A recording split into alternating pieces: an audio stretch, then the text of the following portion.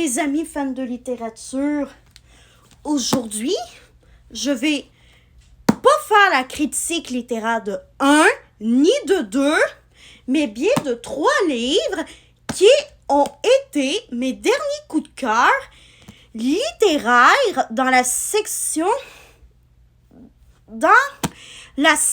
des livres jeunesse dans la librairie où ce que je fais mon stage. Et il y a 2 livres que je me suis procuré dans le groupe d'âge des 9-11 ans. Et le dernier livre, je l'ai pris dans la section des 6-8 ans. Donc, le premier livre, qui est un 9-11 ans, c'est Ophélie et le club des pas pires grandes.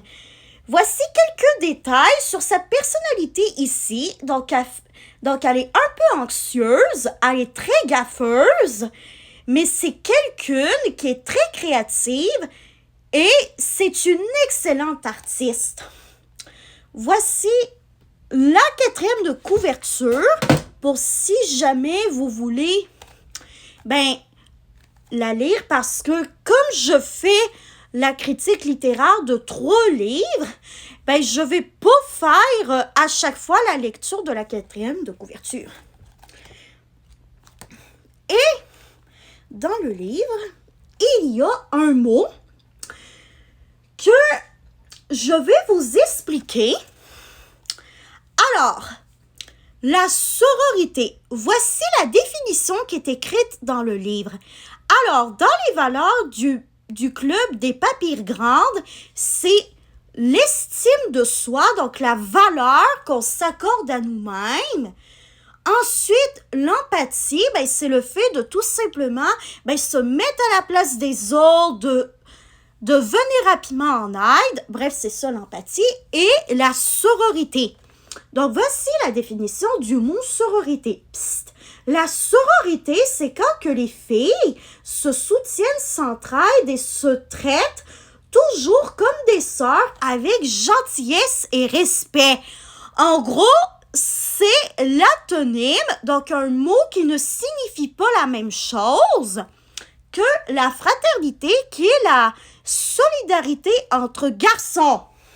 Tout simplement. Donc voilà pourquoi est-ce que j'aime ce premier coup de cœur littéraire jeunesse. Après ça, on va passer à Flavie, Miss Populaire ou presque. Donc, voici la 4e de couverture, si vous voulez la lire, encore une fois. En fait, dans ce livre, on va voir Flavie Mercier qui est en train de se chercher au niveau de son identité, de sa personnalité, parce que c'est une préadolescente. Oui, elle fait beaucoup de choses. Comme par exemple, elle fait de la gymnastique de niveau compétitif. Elle a aussi une best friend qui s'appelle Alicia, qui fait aussi de la gymnastique. Voilà. Elle a aussi un kick sur quelqu'un qui est un joueur de hockey qui a à peu près le même âge que Flavie, c'est Victor, tout simplement. Mais sa vie, elle n'est pas parfaite à Miss Flavie. Parce que ses parents se séparent, sa sœur Rose l'énerve, la gym la motive plus, j'accepte mal l'équipe qu'on m'a imposée à l'école. Bref, c'est compliqué, la préadolescence. Mais heureusement que dans ce livre, Flavie, elle va essayer de trouver des réponses à ces questionnements, même si c'est pas facile, je l'avoue.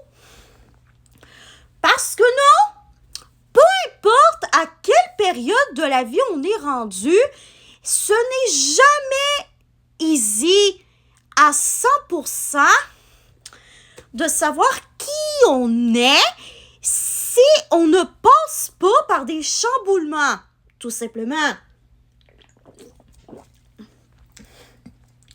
Et il y a un dicton qui dit que Les mauvaises passes, ça nous permet d'apprendre à mieux nous connaître. Et c'est vrai que c'est un bon dicton. Donc, voilà, on en a fini avec ce livre. Et maintenant, on va passer à roulement de tambour. Lilou copie tout et tout. En fait, Lilou, c'est l'axolote, comme vous voyez ici.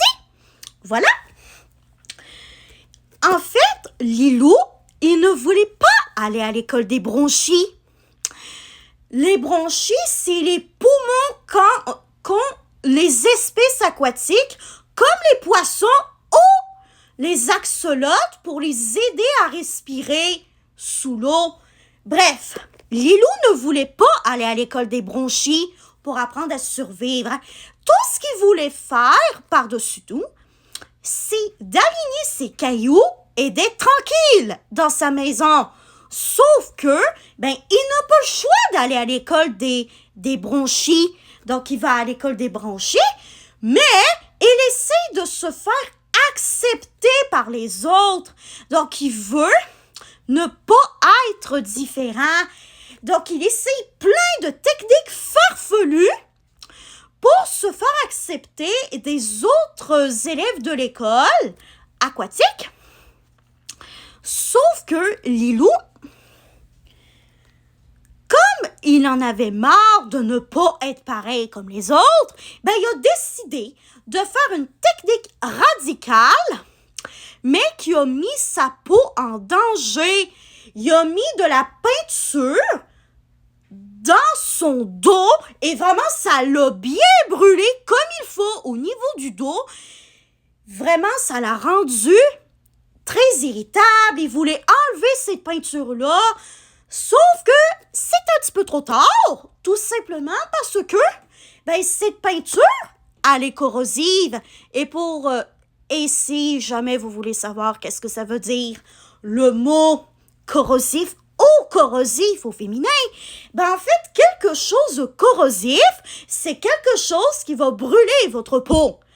C'est pas pour rien que lorsque on a des substances qui peuvent brûler notre peau, donc autrement dit, qui sont corrosives, qu'il faut protéger sa peau, par exemple en portant des gants, et que si jamais ces produits, ils entrent en contact avec notre peau, il faut absolument refroidir notre peau avant que ça ait des conséquences très graves sur l'état de notre peau.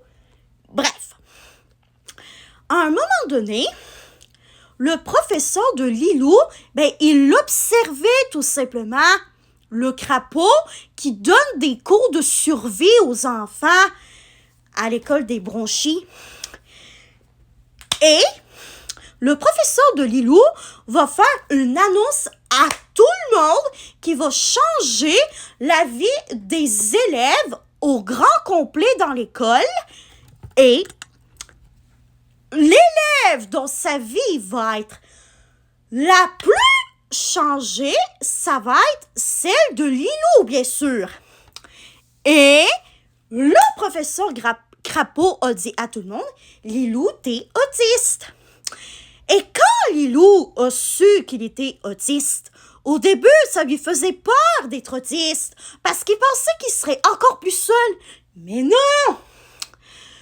Être autiste, en gros, c'est que on a des difficultés avec les habiletés sociales, on a du mal avec la communication, on a des intérêts spécifiques, tout simplement.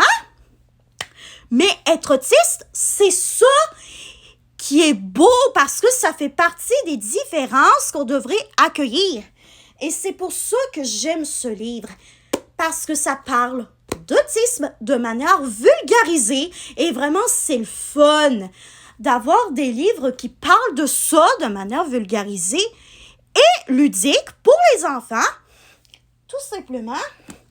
Donc, j'espère que cette triple critique littéraire vous aura plu et on se revoit pour une prochaine vidéo de critique littéraire. Bye bye mes amis fans de littérature, je vous aime tous et toutes.